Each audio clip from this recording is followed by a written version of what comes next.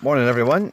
Hope you got to see the football last night. I hope you had some good futures, do some good movement for you. If you had any Ajax players, you'll be rubbing your hands together. Just going to do a wee video today, guys. The now just kind of off the cuff with what I kind of want to tell you and stuff like this. I maybe come back with a topic later on today, depending on work. But as I said to you in the video yesterday, we've reached a great milestone on the channel. We've got to 250 subscribers, and it means, honestly guys, it means so much that I can basically just get right into this football index, make a little video on my phone, put it out there, and you guys like what we're chatting about. And I always say we guys because this isn't a one-way street, it's a two-way thing. You know, I interact with virtually every comment that comes in, and I don't consider it a chore or anything. If anything, I enjoy it. I might not always respond right away, you know, I've got stuff going on in my own life, you know, so part of what I want to tell you guys is just a little bit of background on me, okay? So me personally, in my day job, if you like, I'm a roofing surveyor, which doesn't sound too exciting, but it's quite busy work and keeps you moving. I'm also a UEFA B licensed coach, which I think gives you a unique perspective on football. Now, we're all armchair managers, you know, everyone's in agreement there. You know, you watch football and you think, oh, he should be here, and why didn't he play that pass? And we've all got great opinions on football. But I think with my own personal experience, and anyone who is a bit more involved, hands-on, you do see things through a slightly different lens to other people in terms of what a manager might be thinking, what you'd do in that situation. Having lived situations, you know, it makes it a bit easier to put yourself in those shoes, sorry. And throughout my time in coaching, like I've been at a few pretty big teams, and just finished the season last night. I didn't really want to discuss this until the season was over. I didn't really feel right because even though I'm not like in full-time employment, I don't have a contract where gambling would be adverse to anything. I just don't. I think it's a bit taboo to be involved in this kind of thing when you're coaching and stuff like that. So I'll just kind of, for my own personal pride, I don't know if pride's even the right word, but respect to the industry, you know, I didn't want to really advertise that too heavily to start with, you know.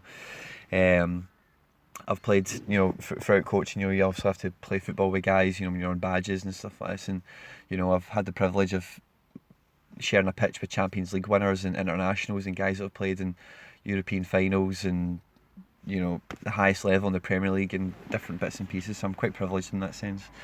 Other than that, before I got into the kind of job I'm in now, I've been an entrepreneur most of my life. You know, I've started businesses, ran businesses and different bits and pieces. And as I've mentioned before in a few of the videos, a lot of my close friends are really involved in the banking industry, which helps me like cross-reference information that I think is valuable, or terms I want to use, or how would you look at things, like, you know, and it helps me bring you guys as valuable information as I possibly can based on life experiences and basically who's around me. So just want to say thanks again guys for the 250 subs. I'm thinking maybe when we get to 500, definitely when we get to 1,000, but maybe when we get to 500 I might do another giveaway or something like that, but we'll kind of cross that bridge when we come to it.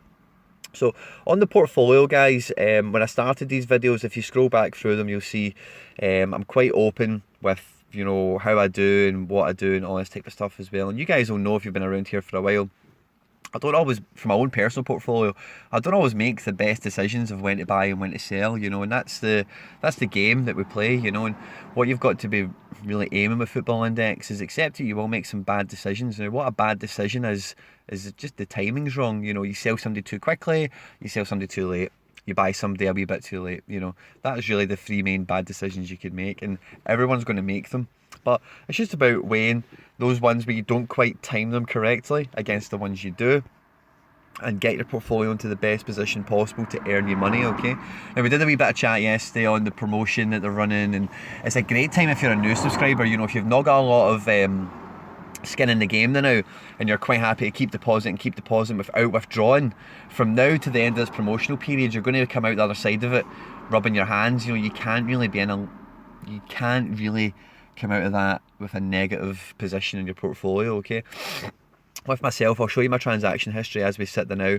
From the day I started, it wasn't the 1st of March, I can't be bothered digging through exactly when it was, like the 10th or the 8th or whatever. But this is my transaction history, guys, and if you want to cross-reference this with the portfolio, you know, deposits versus withdrawals versus the portfolio value 1720, you'll see I'm a good 10% up, and I've been a good 10% up consistently throughout the time I've been running. Now, I did a video not too long ago on the back of a Football Index official channel video where they say if you held one future of everyone in the index, you would be 19% up. So for me, that's my real target for now going forward, is to get past 19% and look towards something closer to 30%, okay? So what you have to do when you set a target like that in terms of percentages is you have to evaluate your own, not necessarily your strategies, but your movements as a trader, when you move money, how you move money, how much you put onto a position like this or a position like that, you know, long term or short term, a div magnet, or speculative, you know, whatever it might be. And the first thing that jumps out to me, guys, when I look at my own transaction history, is my commission is crazy mental, you know. And if you look at my buys and my sells, I've not deposited more than £3,000, but I've bought over £11,000 worth of guys. So that tells me right away that I'm buying and selling far too much. And a good portion of that would have been my first 4 months, when I changed my mind every day of what I thought was a good idea. And then some of that will be a little bit since we started the channel. Sometimes I'm always eager to back the stuff I promote to you, because I think that's a good way to be. But I'm now needing to kind of rein all this in and kind of control myself a lot better. And even that commission, guys, if that was halved, that would push me into that 19% bracket, you know, in terms of profit and loss. So that just tells me I've been a little bit too quick to jump the gun, especially when I was new to the index. And if you are new, and I mean you've been here really, and as I say, I call new people, if you only know the index to have in-play dividends, then you're definitely new. So if you're in that kind of category, and you might consider it, you might be on the same length of time as me, and you might still consider yourself new, kind of like I do a little bit. It's all relative, but you really need to, when you make a decision, stick to it, okay? And then in the cold light of day, you might disagree with yourself. Maybe a couple of days later, you might still disagree with yourself. But what you need to remember is initially, when you pushed the button on it, it was a great idea for reasons A, B, and C. And as long as A, B, and C haven't changed, then you really need to hold your gun and really need to stick to your guns, guys, okay? So I hope the promotion, if you're new and you're just going to be depositing like mental, is going to work to your benefit, you know. And as I say, it really gives you a great platform to springboard into the next season with, okay? For myself personally, I'm going to be withdrawing about £1,000 over the next so this is 17th. In the next kind of 10, 11 days, I'm looking to withdraw about £1,000 out of my portfolio.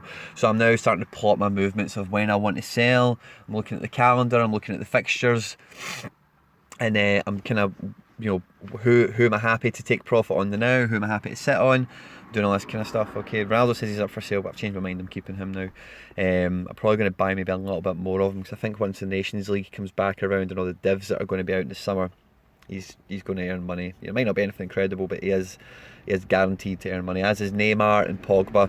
These guys that are just press magnets, you know. You can't, especially with the added media stuff throughout the summer, you know, you can't really get yourself into too bad a position with them, especially the price. When I bought Ronaldo at new money, 232, old money, it was 696 if you look at the top line there, and that was his bottom. You know, he hadn't bottomed out any lower than that in forever, and for him to be below that now, it's obviously because of the Champions League repercussions, right?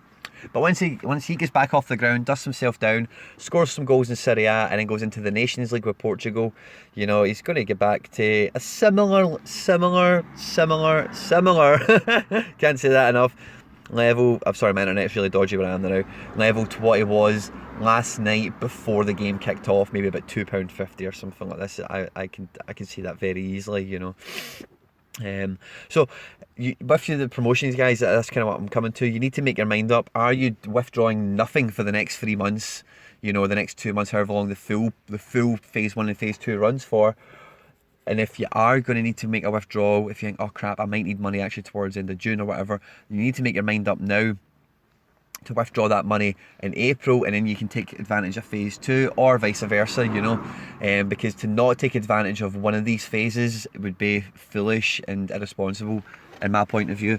So you need to really look at the calendar. I said this yesterday, guys, but I really can't say it enough. I don't want to hear about anyone on the channel coming and going, oh, I didn't actually get a bonus because this happened or something came up. That would make me really sad, guys. It really would, because when they're putting free money on the table like this, you want to be taking advantage of it. So I do urge you again really strongly, guys, plot your moves, really look at the calendar. When's your paydays, when's your bills, is there anything unforeseen, are you going on holiday, have you got something you're looking to buy?